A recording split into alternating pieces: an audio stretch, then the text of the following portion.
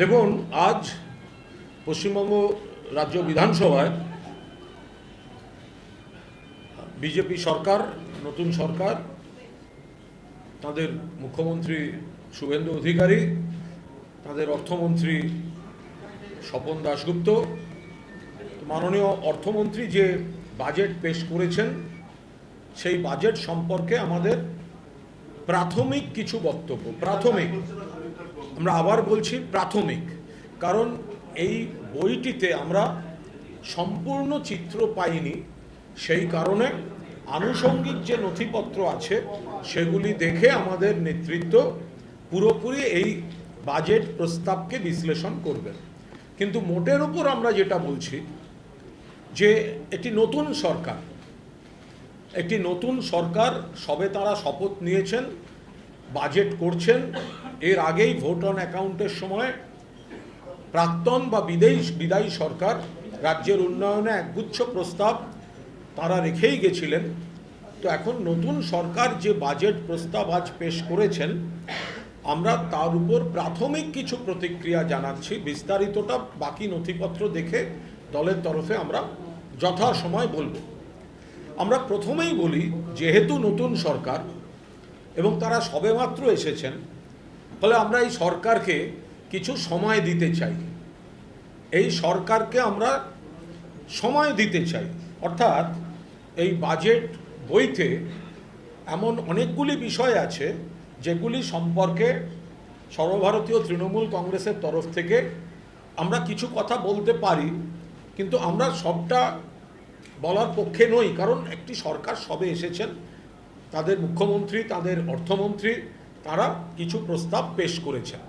সেই আমরা চাই সরকারকে সময় দিতে, সরকার সময় নিন এবং এর মধ্যে যেগুলি ইতিবাচক আছে সেই ইতিবাচক বিষয়গুলি তারা রূপায়ণ করুন। এটা তো সময়ের কাছে পরীক্ষা দেয়া। তো সুতরাং তারা যদি ঠিকভাবে রূপায়ণ করতে পারেন তাহলে আমাদের তরফ থেকে গঠনমূলক সহযোগিতা চলবে, গঠনমূলক বিরোধিতাও চলবে।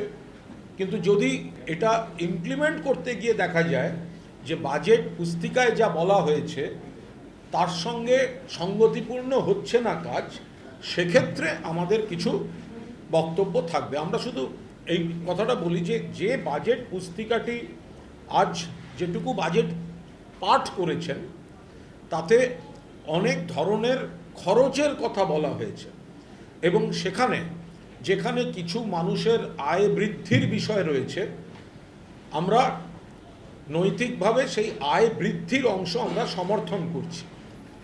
কিন্তু তার সঙ্গে আমরা বলছি যে এর মধ্যে অধিকাংশ পদ বা অধিকাংশ যাদের কর্মসংস্থানের ব্যবস্থা করে দেওয়া, সিভিক, পুলিশ ইত্যাদি, এর শুরুগুলো কিন্তু মাননীয়া মমতা বন্দ্যোপাধ্যায় করে গিয়েছিলেন। এবার ধরুন একটা জিনিস শুরু হলো, এবার সময়ের সঙ্গে বাড়তে পারে, ফলে এখানে যেগুলি বৃদ্ধি হয়েছে সেই বৃদ্ধিতে আমরা সমর্থন করছি।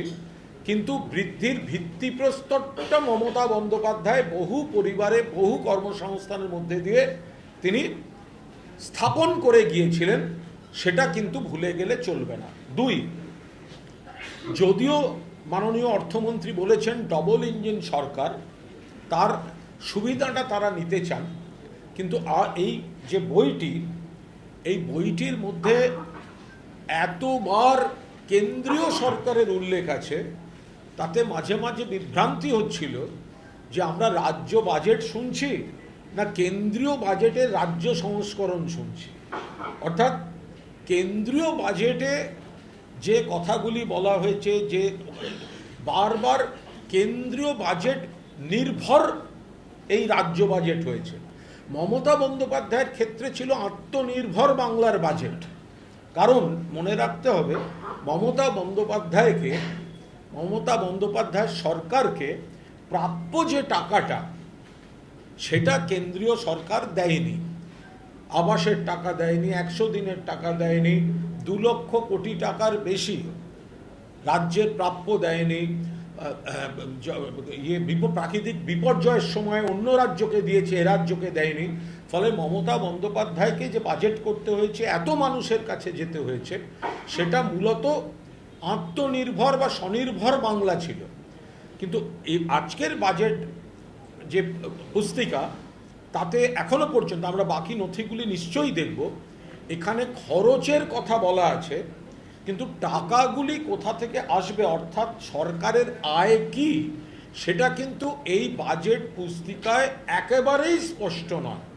অর্থাৎ সরকার এই যে ব্যয়টা করছেন, এই ব্যয়টা যে করছেন তার আয়টা কোথা থেকে আসছে, সেই ক্ষেত্রে দেখা যাচ্ছে পুরোদস্তুর কেন্দ্রীয় সরকার নির্ভর বাজেট হয়েছে। আমি এর ভালো মন্দ কোনোটাই আমরা বলছি না, তার একটা ব্যাখ্যা উনিও দিয়েছেন, যে মাননীয় অর্থমন্ত্রীও দিয়েছেন, যে আমরা ডবল ইঞ্জিন সরকারের সুবিধাটা নেওয়ার চেষ্টা করছি। এটা ওনাদের ন্যারেটিভ হতেই পারে, কিন্তু আমরা বলছি তফাৎটা কি, যে এর আগের সরকারকে নিজেরা আয় করে তার উপর দাঁড়িয়ে বাংলার মানুষের কাজ করতে হয়েছে, আর এখানে নিজেদের আয়টা কোথা থেকে আসছে বাজেট পুস্তিকায় তার কোনো স্পষ্ট দিক নির্দেশ নেই।